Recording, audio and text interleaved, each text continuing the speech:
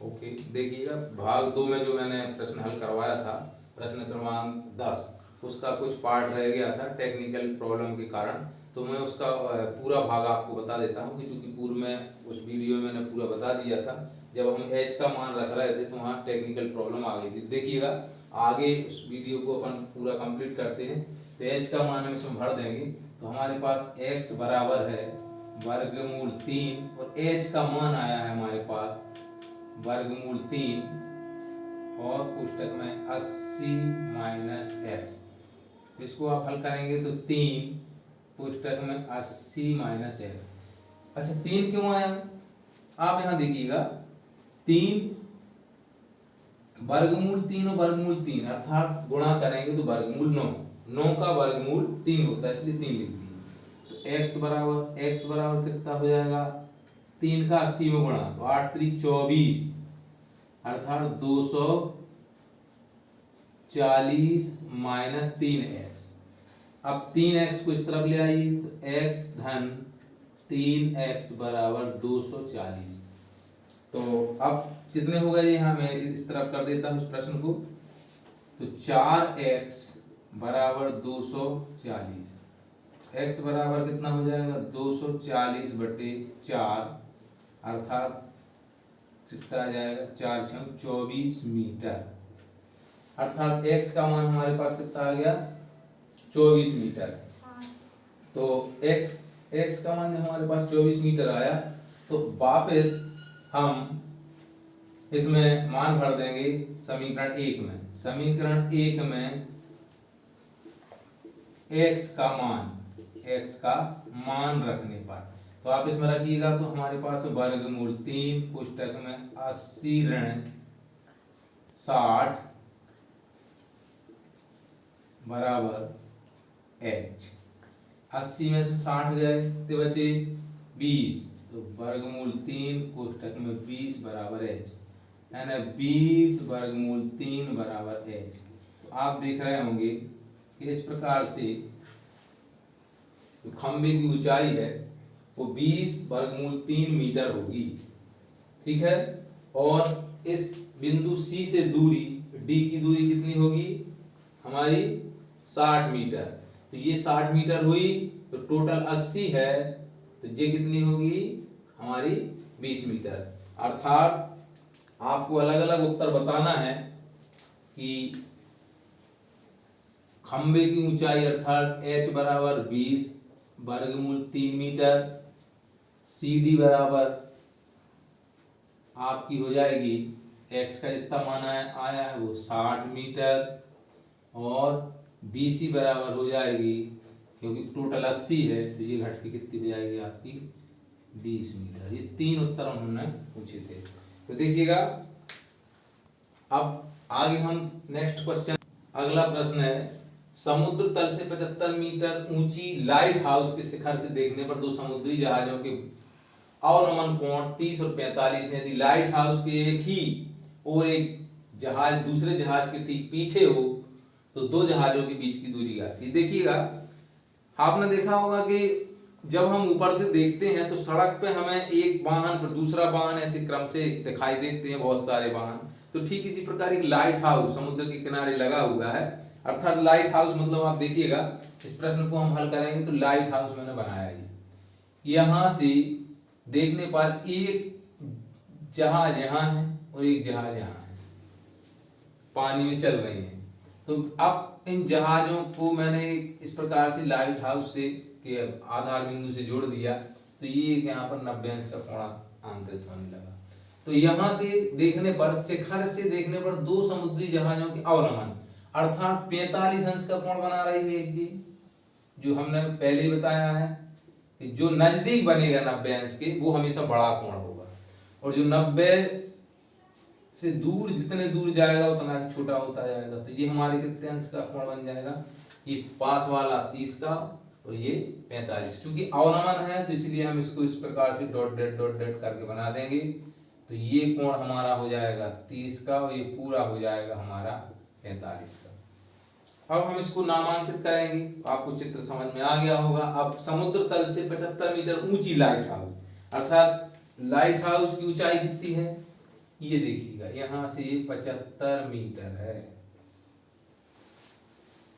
अब हमें इन जहाजों की दूरी निकालना है, अर्थात क्या ज्ञात करना है, एक तो यहाँ से ये दूरी, इसको x मान लिया, और यहाँ से इसको हमने y मान लिया, तो ओवरऑल आपका हो गया x प्लस वाई। मीटर में चलेंगे क्योंकि मीटर में हमने लिखा हुआ है, ये हमें ज्ञात करना है।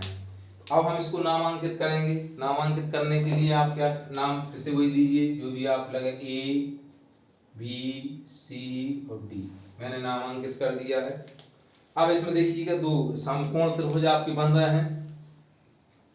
तो समकोण त्रिभुज कैसे बन रहे हैं, वही जो पहले हमने क्या माना है वो लिखेंगे कि माना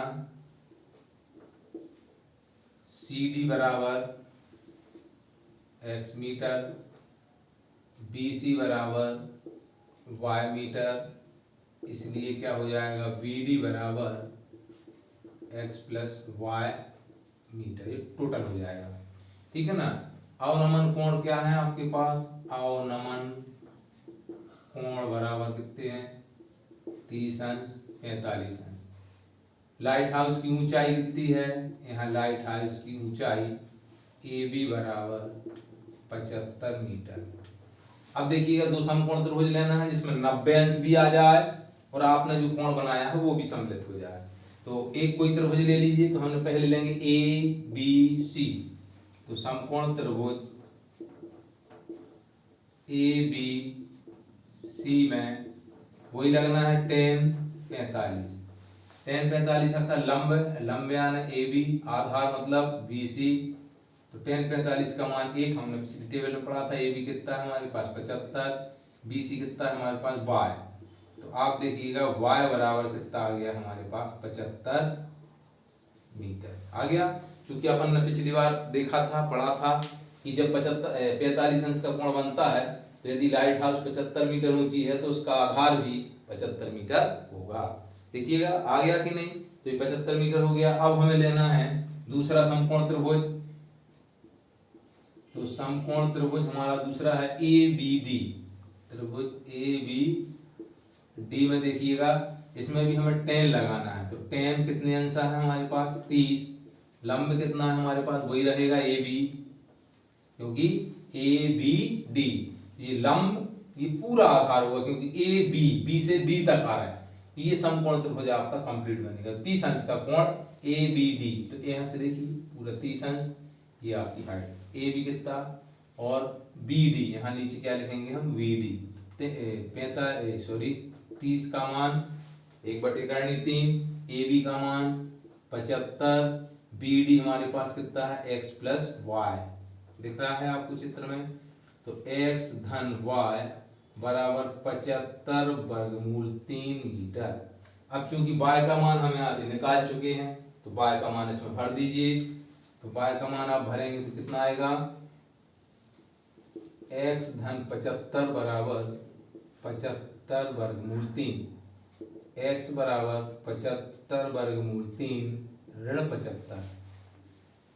तो आप देख रहे हैं 75 को हम बाहर कॉमन निकाल देंगे तो अंदर बचेगा वर्गमूल 3 ऋण 1, फिर 75 इसका दशमलव मान 1.732 ऋण 1, यदि दशमलव में निकालना है, अर्थात आप ये लिख सकते हैं कि इतनी दूर है, अर्थात इसके लाइट हाउस के आधार बिंदु से पहली जहाज जो होगी वो होगी 75 मीटर दूर, और जो दूसरी जहाज होगी इस आधार से वो होगी 75 वर्गमूल 3 ऋण 1 मीटर दूर। परंतु दोनों जहाजों के बीच की दूरी निकालना है, तो जो x का मान होगा वो जो x का मान निकला है वो दोनों जहाजों के बीच की दूरी है, और b से d तक की दूरी को जोड़ देंगे तो आधार से कुल दूरी आ जाएगी। तो ये आ जाएगा आपका 75, कोष्टक में आ जाएगा 0.732। अब इसको हम गुणा करेंगे, जैसे ही हम नॉर्मली गुणा करते हैं वैसे ही हमें गुणा करना है। तो इसका हम जो गुणा करेंगे, गुणा देखिएगा हम देखिएगा इसका जब हम इसका गुणा करेंगे तो हमारे पास 54.80 मीटर होगा।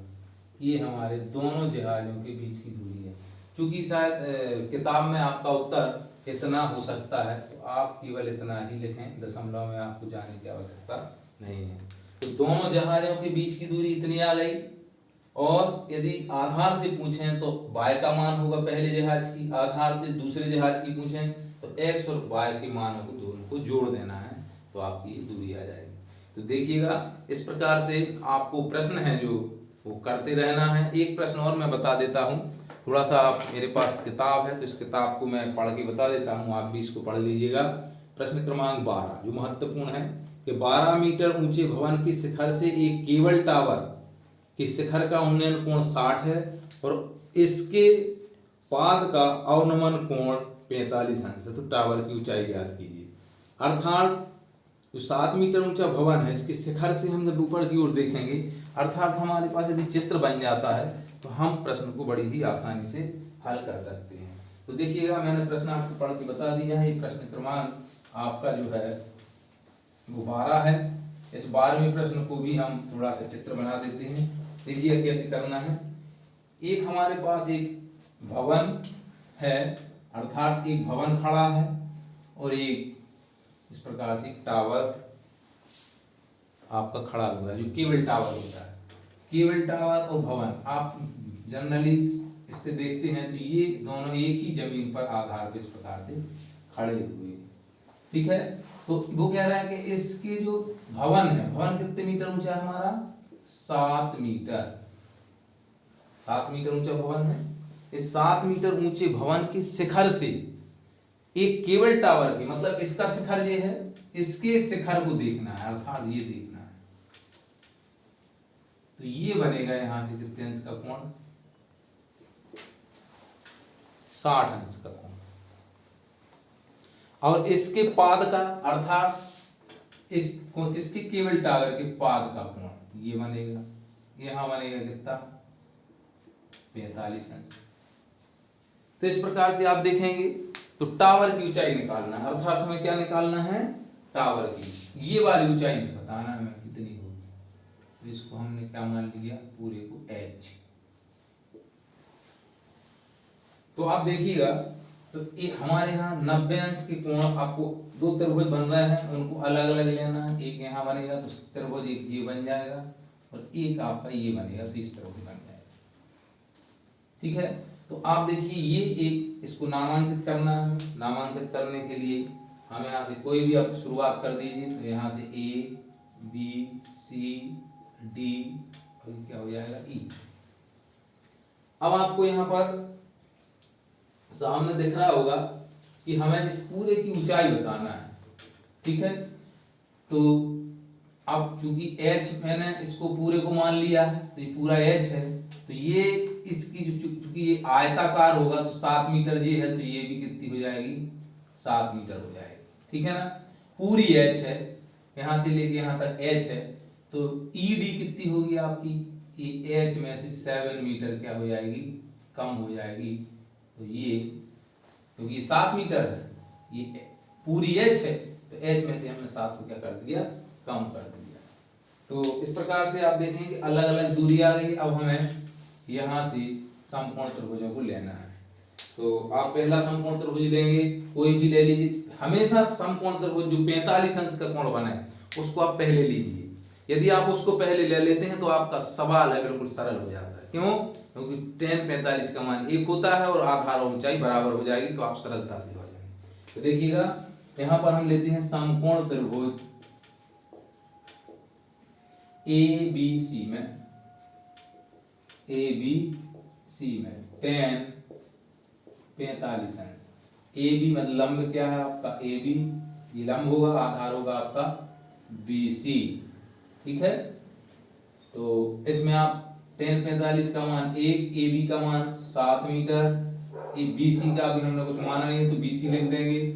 यदि आप मानना चाहें तो x मान लीजिए, ठीक है। नहीं मानना चाहें तो आप वही लिख सकते हैं। तो BC बराबर आपका कितना आ गया? 7 मीटर। अर्थात ये जो आपकी दूरी आ गई है वो कितनी आ गई? 7 मीटर, ठीक है। अब हम चले, ये 7 मीटर है तो इसके ऊपर, क्योंकि ये आयताकार है तो ये भी कितनी होगी हमारी? 7 मीटर। ये भी 7 मीटर हो जाएगी, क्योंकि ये 7 है तो ये भी 7 मीटर हो जाएगा। तो अब ऊपर का समकोण त्रिभुज लेना है, कौन सा? समकोण त्रिभुज EDA में, समकोण त्रिभुज EDA में tan 60 अंश बराबर लंब है आपका ED, आधार हो जाएगा आपका AD। लंब आधार जितने अंश कोण बन रहा है, tan 60 का मान वर्गमूल 3 हो जाएगा और ED का मान है आपका H-7/7। तो देखिएगा सीधे गुणा कर दीजिए, 7 वर्गमूल 3 बराबर H-7। अब H का मान निकालना है तो 7 आप इस तरफ ले आइएगा, तो 7 वर्गमूल 3 धन 7 बराबर है, ऋण के साथ ही पक्षांतरों की इस तरफ धन किया जाएंगे। तो आप इसको 7 कॉमन ले लीजिएगा तो आ जाएगा वर्गमूल 3 धन 1 बराबर H।